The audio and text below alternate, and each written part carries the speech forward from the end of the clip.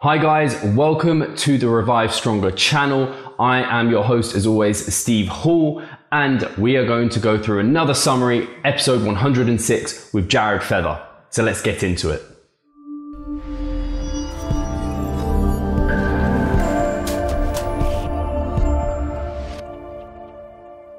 First of all, I do want to remind you that Jared Feather and Mike Israetel are coming to the UK, London, on the 14th of July for an advanced hypertrophy seminar. So if you can get to London on the 14th of July, you want to learn about all things muscular hypertrophy, then make sure to get your ticket. You can pick that up in the description box below.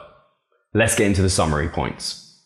The first summary point is that even when you leave a number of reps in the tank, say 4, 3 reps in the tank, that is still hard training. It is still difficult and it can allow you to progress over time. So if you start your mesocycles and you start your first microcycle at 4 or 3 reps in reserve, in weeks following, you can progress this. You can add load, add reps because you have left reps in reserve. So maybe you squat 120 kilos for 3x8 in week 1, maybe week 2, that was now 4 reps in reserve. Week 2, it's 3 reps in reserve, and you can now squat 125 kilos for the same sets, same reps, because you left that 1 rep in reserve, and then you've got many more weeks to make progress. If you go into your first microcycle of your first of the mesocycle, and you go balls out, you go and leave no reps in reserve, how are you going to progress from there? It becomes very, very difficult when you are quite a trained individual, which most of the listeners are. The second summary point is if you use no tools to manage fatigue, you don't leave reps in reserve, you don't deload, maybe you don't even have light days, possibly you're just going to break yourself. Eventually, you're going to have to deload. A quote I really like is, if you don't deload, your body will deload for you. Eventually, you're injured, you'll get sick, or you'll just have to take a break. If you keep training balls to the wall all the time, fatigue will catch you. The third summary point is if you program to increase progressively volume, relative intensity, and intensity itself over the course of your mesocycle, if one of them falls off, the other one generally compensates. For example, if you go from week 1 of your mesocycle to week 2, and week 2 you have a really stressful week. So actually, what was 3 reps in reserve week 1 is now 2 reps in reserve week 2. So your relative intensity has increased, but that's as a result of a stress outside of the gym. So maybe you're using the same loads. Because you've increased volume via set progressions, you can still see a progressive overload in volume, because now instead of maybe doing 2 sets at a certain load, you're doing those 2 sets at a certain load with an additional 3rd set. So you're getting out greater amounts of volume. So when one of them drops off, generally another one kicks in for the other. So that's overloading via volume, generally via sets, relative intensity, and load on the bar. And that allows for a really nice streamlined way to make sure you're progressively overloading for hypertrophy outcomes.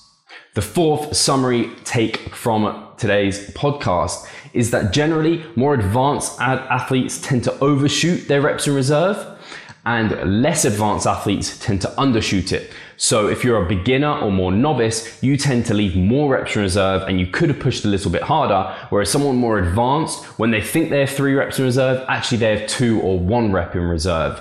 And this is quite commonly seen within research, especially within beginners who have many reps in reserve, but they think they're pushing really, really hard. But when you actually push them hard, when you push them to their limits, they can do much, much more. So this is something to bear in mind for yourself. Are you being very honest with the number of reps you have in reserve? Sometimes it just takes experience, and that's what the advanced person has over the beginner. The fifth and final summary takeaway from today's podcast is that while dieting, strength losses may well occur, but they'll be acute and proximal to that diet. This can be related to the fact that we're generally glycogen depleted, we're in a calorie deficit, we don't have lots of energy to put into our training, we weigh less. Our leverages are worse. We don't have so much fat on our butt cheeks, and so maybe our bench press range of motion has increased, and so actually we can't lift as much load there. Plus, when you're in a calorie deficit, you're just catabolic in nature, and therefore actually keeping up strength is just very difficult. But sometimes that cost is worth the benefit, and it's a short-term trade-off for an end result, and you know you will get that strength back in future. Our favorite quote from today's podcast is that if you don't deload, your body will deload for you. This is because if you are overloading, if you are training hard, fatigue will build up. There become a point where fatigue builds up faster than your fitness and your performance will come down. And at this point, you're either going to keep training harder and harder and you'll actually put yourself into a really bad position, or you'll decide, right, I've had enough, I'm going to have to deload. So remember, if you don't plan to deload, if you don't proactively take a deload or auto-regulate one in, your body will deload for you, whether you get ill, injured, or performance just comes down so much that you decide, heck, I'm going to take a break.